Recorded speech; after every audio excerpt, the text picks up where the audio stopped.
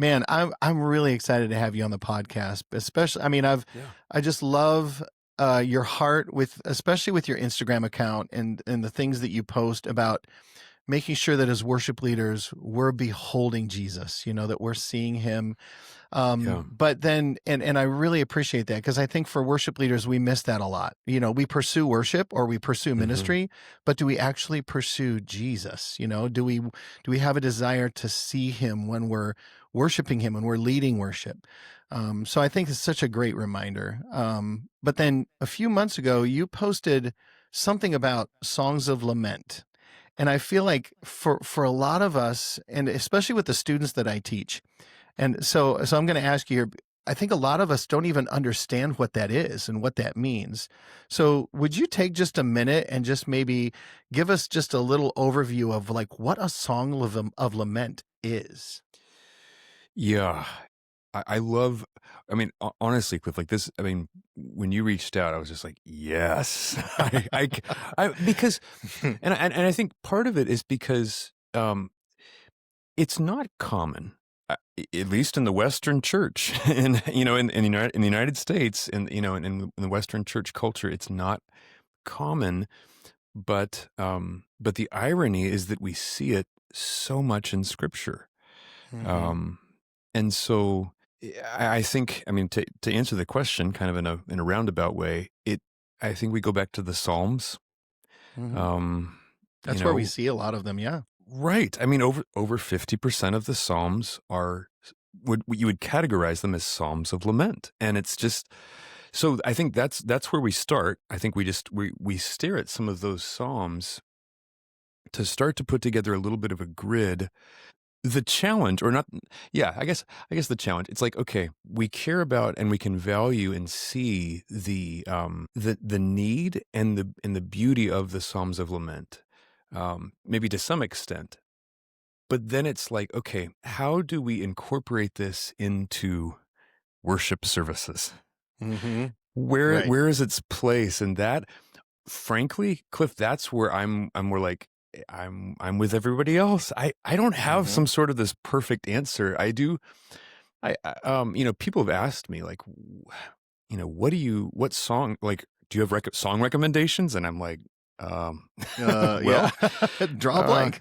right. I mean, the only one I think of a couple. I think of, it's an old Tim Hughes song about. Mm-hmm. I think the song title is "When Silence Falls." Mm-hmm. But that, like, when hope is gone, I'll call you Savior. It's just an old song, probably from the same Mm-hmm. record as "Here I Am to Worship" or the one after that. But Mm-hmm. Mm-hmm. but there's just a few of these songs that start to touch a little bit of, I guess, what I would call the hard. Again, when I run across that, we see it a lot in the Psalms, and then I've seen it just little bits and pieces in worship over the last 20 years. Oh, Delirious, Find Me in the River. Yeah. 1995, 6, 7. Right. Yeah. Going way, way back. But Go it's like, back. okay. Yeah. But I think that's kind of the point. It's like I'm having to rack my brain to try to find these obscure, or not obscure, but just, there's just a handful, really, when you look at Right. the top 100 CCLI or just current popular worship songs. Mm-hmm. So, Yeah. You mentioned it earlier about the Western American church. I think that in a lot of ways, when we come together and gather together on Sunday mornings, like who wants to lament over things? Like, I think a lot of times yes. we have this desire, like, oh, we're coming to church because we want to be encouraged and lifted up, and all those are good things.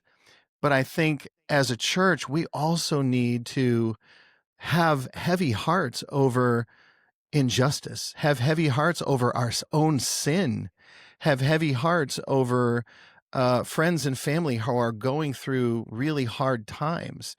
And I think all of those things, when we come together and corporately express that, there's something so edifying that takes place. And I think we miss that because we want this joyful experience. But Yes. like you said, you look at the Psalms and it's like there are so many times when David is hurting and desperate, and is just it's but in those moments he's expressing his desperation and then saying, but my hope is in you.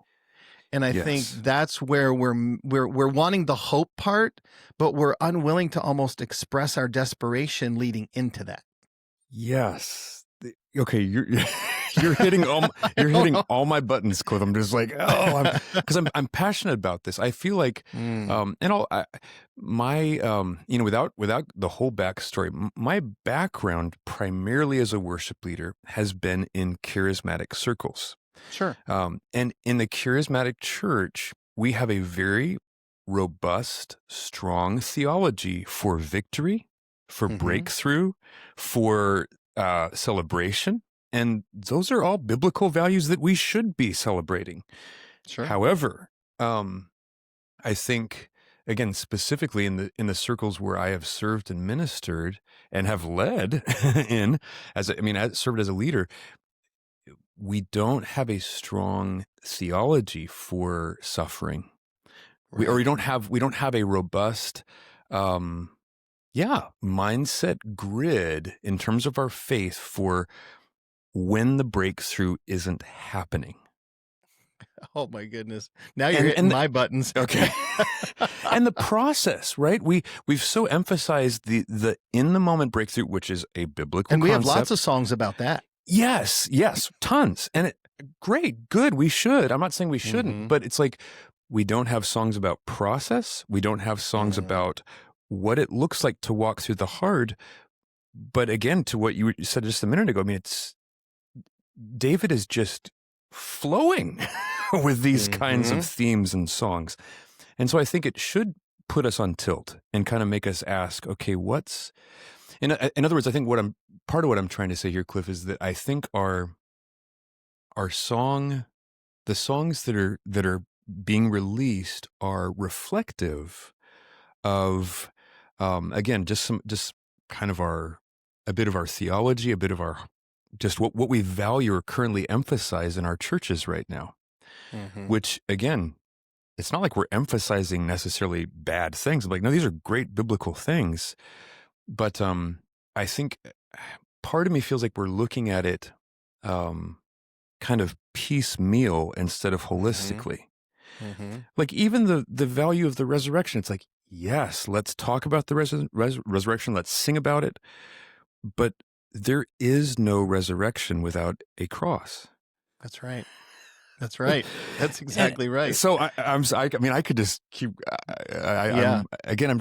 So I have this passion for myself and for others and for other worship leaders to, at least to begin the journey of just staring at the worship songbook of the Bible, the Psalms, and start being curious, like wondering why there is so much of the Psalms of Lament and why there's so little of that in our worship services. Yeah. I love what you're talking about, the process. Like, and then your comment on the resurrection without the cross, it's kind of like talking about salvation without the garden. Because the only reason we need salvation is because of what happened in the garden. Yes. And so that idea of just spending time because we can emphasize salvation all the time, and that's great. Like you said, it's good to focus on the salvation that we have. But I think sometimes, and I've talked about this in previous podcasts, where as believers, we forget so quickly. We forget, yes, we have a great salvation. Why do I have this great salvation? Because my sin grieves the heart of God and has separated me from him. And so we need to spend time in that process of where we need to kind of focus on that so that we value even more the great salvation that we have. The salvation that we have was not a cheap salvation. It was a costly salvation. And the more we can understand that process that got to that point, the more we begin to value our salvation, I believe. Yes. So I think big picture, it's going to lead to a greater/deeper level of gratitude, which is going to produce a greater level of worship from the people of God. Absolutely. there's no question in my mind, even though again I don't have all of the logistics of how does this play out in our worship services. There's no question in my mind that it's needed, that it's critical. I think, Mm-hmm. Yeah. um, and I mean, one of yeah, my favorite passages, and that is just such a beautiful picture of worship, and I know a lot of worship leaders use this, but the picture that is set in Isaiah 6 for us, where God reveals himself to Isaiah, and Isaiah's immediate response is to fall on his knees and say, I'm undone. And the whole reason he responds that way is because he realizes who God is and who he is. It's like, yes, I am a sinful being. And then, but what's so beautiful about that picture in that whole process is the seraphim taking the tongs and taking a coal off the fire and touching Isaiah's lips and hmm cleansing him from his sin. And I feel like, man, what a beautiful picture of Jesus in that moment, of the yes, cleansing that takes place. And then his response after that is, okay, here I am, use me as you will. But hmm I think that whole idea of coming into God's presence, and I think we've lost a little bit of a sense of reverence in God's presence. Like, yeah, man, this is the creator of the universe. He has created everything. He's created me. hmm And goodness, I have the opportunity and the privilege of being in his presence. And it's hmm like, how can I not just respond in awe? And then I don't yes. know. I don't know. I'm getting off on a sidetrack, but I No, think I we mean, miss that in our corporate worship. And I think that like for me, when I'm designing a worship set, I don't do this all the time, but I try to take people through that journey where, there's an element of I try to put an element of the gospel in every service that we have. And I don't have to do that every week, but the idea of helping people see my sin has grieved God, and yet he has provided a way for me through Jesus. And I think that sometimes helps us through that process of lament, yeah, even if it's just a little bit. If we can help people hmm through that process, I think it is a good thing for our congregations. yeah. I feel like as you're describing it, what's coming to mind is, I mean, you referenced this a little bit at the beginning with my Instagram posts and kind of an emphasis that Mm, I have on the beholding element, like mm-hmm. beholding Jesus, beholding the Father, and um, yes, that whole idea as it relates to our responsive worship, but also to what you're saying here, just it's a reality check. Like Yeah, if we're willing to slow down, sit at his feet, behold him through the scriptures, there will be an internal reset of just like, wow, it should put us in awe. right. Like Absolutely. he is holy, he is totally different from me. Right. Right. and and there's this sober, healthy, like, oh wow, the fact that we can even come before him is a big deal. I know, right? And so Thank I've you, Jesus. right. And so passages, I call them, I mean, maybe the technical term is Christology passages, but the passages that really highlight either the nature or the work of Jesus. Like I'm thinking John 1, Hebrews 1 and 2, Mm, Philippians 2, Colossians 1, just and Psalm 45, like any passage mm, that's unpacking a bit of the nature and identity of Jesus and or what he's done, and it just that's been part of my story and my journey. It's like as I have stared at and sat in and meditated and prayed through those passages, that's been the net effect. I feel like largely it's like this is a much bigger deal than I thought. The reality of his holiness, my unholiness, but right. also at the exact same time, the value that I have to him Right. because of what he did. Yeah. The whole thing, it's hitting me again, Right. as I'm, beholding. It's like, so there's so Hmm. much, I feel like for worship leaders, um, that we shortchange ourselves on when we don't slow down to behold him. Yeah, Um, absolutely. and again, to what you were saying just a minute ago, like it's putting me back in the space of recognizing the significance, the power of salvation, and the story. The Mm-hmm. simple old story. The old story. Yeah. So, we talk about the fact that it's good for our congregations to process. I really like how you've kind of put it's like the process. Yes, there's victory, there's breakthrough, there's all, but there's the process. So, what do you think? I know this is kind of a deep question. What do you think the benefit is for our congregations to go through that process? Like, why do you think it's beneficial for us to take those moments and think through and sing through the process that leads to those moments of breakthrough? Yes. Ah, I think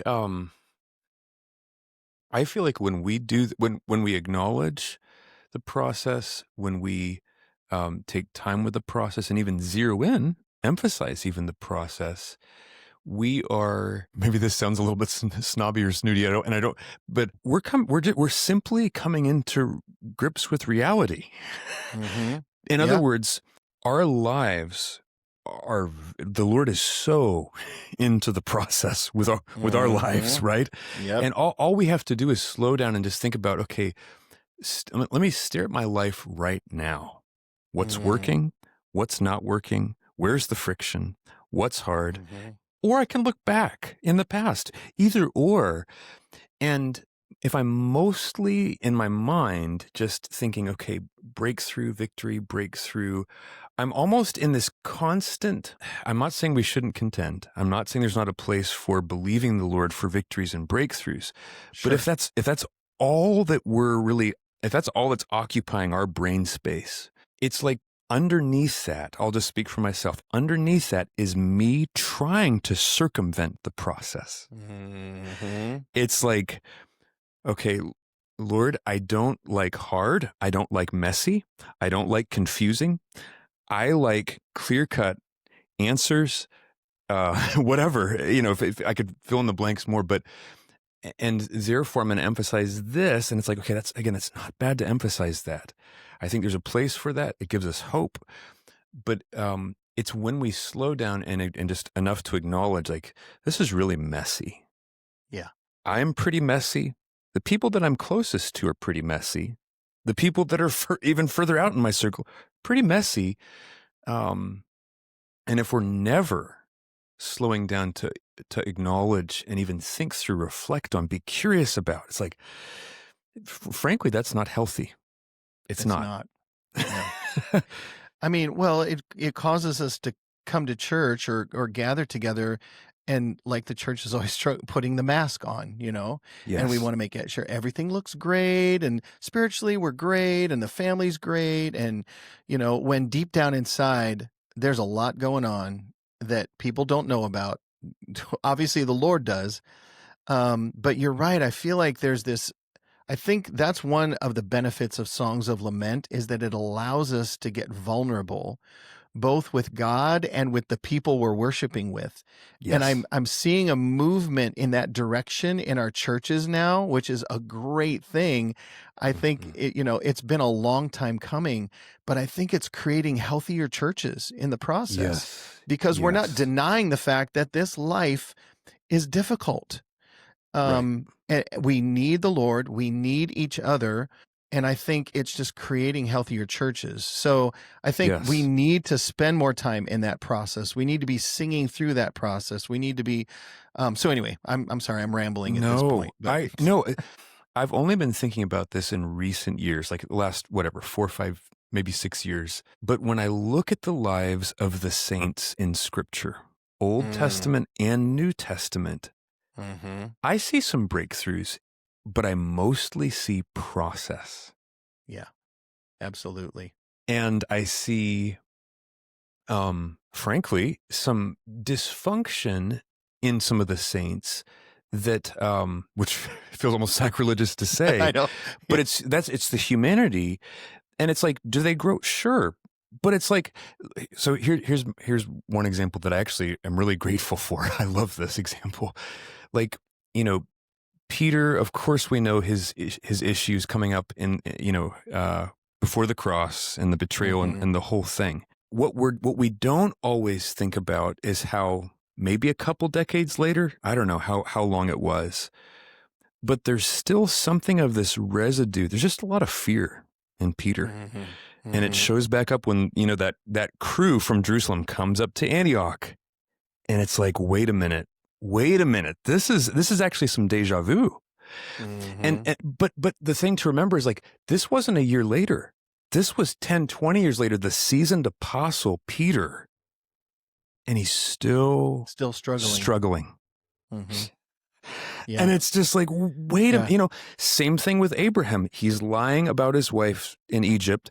And then a decade, 15, 20, who knows, whatever the timeline, years later, he's doing the exact same thing in Philistia. He's lying about it. And I'm just like, and that actually encourages me. Yeah. Because Absolutely. it's like, wait a minute, these guys are very human. It's not that they don't trust Right. God. They don't have faith that they're not. And that faith isn't credited to them as righteousness. It is. These guys are superheroes, and yet they're profoundly human with lots of flaws. And Mm-hmm. and I'm rambling, but my point is they're in process. That's right. These men of God are very much a work in process to the end of their days. Right. And how are we going to be able to allow that healing to take place unless we're vulnerable with the people around us? And I Yes. think you know what I'm saying? I'm like, let's not cover up the fact that we struggle. There are struggles in our lives. We all deal with different things. But if we just keep that to ourselves and expect, like, I'm going to fix the problem, me and God, we're going to fix the problem, which there's no doubt God can fix anything in our lives. But he also gave us the church. And I think Yes. those songs of lament help us become vulnerable with one another, where we can share with each other the struggles that we're going through, and we can come around. I mean, that's the whole idea of edification, in my opinion, where Yes. we're edifying the saints in singing these songs and just being vulnerable with one another, Yeah. sharing our process, Mm-hmm. so that we can, disciple one another, that we can, whatever. So anyway. So this is so helpful, Cliff. I mean, because even as you're talking, this is some dots are connecting here. So number one, I love what you're saying about the songs of lament, in a sense, almost kind of like being a bridge or a doorway for Hmm. us to even start to own and acknowledge, like, that things aren't okay and that it's not squeaky clean, and that Right. and whether that's me or those around me or whatever, and it's just like, this is messy, this is hard. So I love that. So I'd mentioned earlier about, like, there almost kind of being maybe like a potential tension or awkwardness in a service if we're doing a song of lament, but that should actually kind of make us curious. Okay, why am I uncomfortable with a song Right. of lament in the worship service? Yeah. And it again, it's that bridge factor. It's actually opening, or can be, if we're responding rightly, it's actually going to help open us up, and That's right. and into that more open, vulnerable space. And to what you said a minute ago again too, like, yes, before the Lord, but also before others. Mhm. Like, I'll never forget this. I don't remember who the author was. It was a blog post written by a guy, Christian counselor, out in Colorado.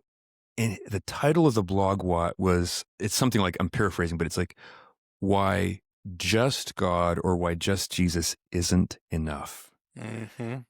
And of course he's poking at something, because of course, Sure. in many, most, in so many ways, of course he's enough. But at the exact same time, like, what's he saying? And he's talking about the church. We Yeah. need the church more than we realize. Mm-hmm. And often even how Jesus chooses to minister to us is through the body. Absolutely. So Yeah. anyways, but I just love how you're highlighting how, like, the songs of lament can actually be this touch point or this bridge to Mhm. stretching, actually maturing us as Maturing. Yep. as believers. Healing. Yeah, Right. absolutely. That's great, John. Wow. Anything you want to add just as a final touch on this? I would just say, with all that we've been talking about today, Cliff, I think the invitation in front of us as whatever, as believers, as worship leaders, the invitation is to, number one, to slow down, and then Mm. number two, to sit with Jesus, but more specifically, to sit with Jesus in the scriptures, Yeah. right? And Mm-hmm. to slow down enough to, some of the passages that we've referenced, like to actually Mm-hmm. don't just read it and like, okay, I read that. It's like, no, no, no, no. Sit in the passage with Jesus. Mm-hmm. Like, read it a few times, pause, reflect, write down some thoughts, pray the phrases, like Mm-hmm. actually meditate Right. on these in these places with the Lord. That's where so much of the I feel like the connection with Jesus and the revelation of Jesus it's happening at the heart level for me in that kind of a context. Right. And I feel like in our current world with our technology and our speed of life, it's never been more challenging to slow down and Right. unplug and sit at his Yeah. feet. And I'm Yeah. speaking for myself as much as for anyone. And it's like, okay, that invitation isn't going away. It's staring me in the face of like, John, will you? And so Right. I feel like that's the takeaway for any of us. It's like, slow down, sit at his feet through this word and see what he wants to show us and do in us. So Yeah. Yeah. John, that's so good. Man, I appreciate having you on today. This has been, I feel like it's going to be a really great, encouraging conversation for our worship leaders and for our churches. So thank you for good. spending time with me today. What a blessing, man. It's so great to get Absolutely. to talk to you in person too. So Yeah. It's mutual. I awesome. love it. As soon as you mentioned that theme, I was like, I want to do this. I love it. I'm So so glad. been I'm so looking forward glad. to it. Hey, well, I would love, as we go down the road, I'd love to have you on again sometime. And maybe we talk about a different type of song or we talk about just beholding Jesus more or whatever. But I'd love to have you Totally. back on. All right. Great. All Sounds right, good. John. Well, thank you so much for your time today. Appreciate it, man. Yep. Same here. Thanks. You Thanks, Cliff. have a great Thanksgiving. Same to you. Yep. Right. All right.